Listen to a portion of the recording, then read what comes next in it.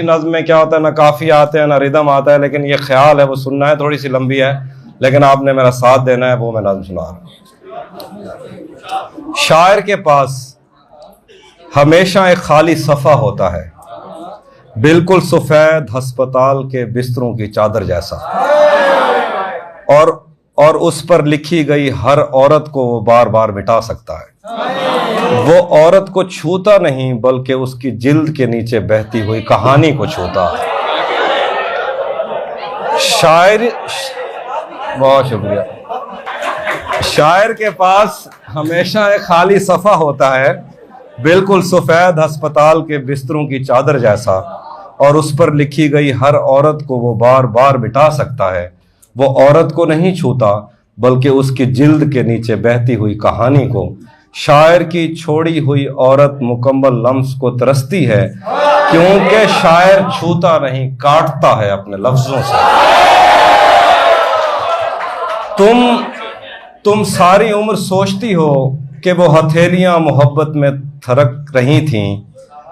तुम सारी उम्र सोचती हो कि वो हथेलियां मोहब्बत में थरक रही थी। नहीं, वो हथेलियां तुम्हें खोलने आई थीं। औरत उसके लिए जिस्म नहीं, रिवायत है।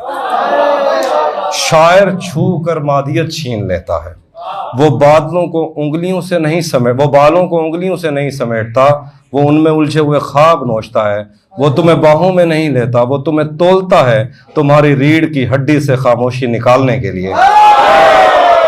वो तुम्हें ऐसे देखता है जैसे एक मुजस्मा तराश किसी अधूरी चट्टान को। जो औरतें कम बोलती हैं, शायर उनसे सबसे ज्यादा मोहब्बत करता है।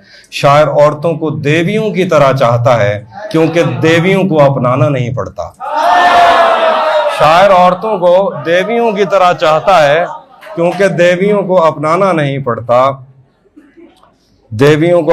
पड़ता, और उतनी देर तक चाहता है जितनी देर तक कोई श्लोक मुकम्मल ना हो जाए। अगर कभी कोई शायर तुमसे मोहब्बत का दावा करे तो अपने ख्वाबों को छुपा लेना अपनी कोख में, क्योंकि वो ख्वाबों को जूतियों की तरह दरवाजे पर उतार के अंदर आ।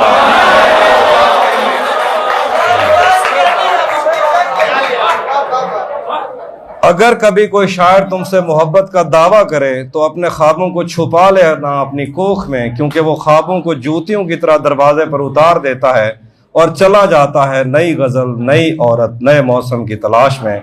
शायर के लफ्जों का जहर कलम की निब से नहीं, किसी औरत की नस से टपकता है। शायर मुकम्मल औरत से खौफ खाता है। शायर मुकम्मल औरत से खौफ खाता है। वो टूटा हुआ चाहता है, बिखरा हुआ, बेतरतीब, जैसे पुरानी मोहब्बत की कोई गवाही।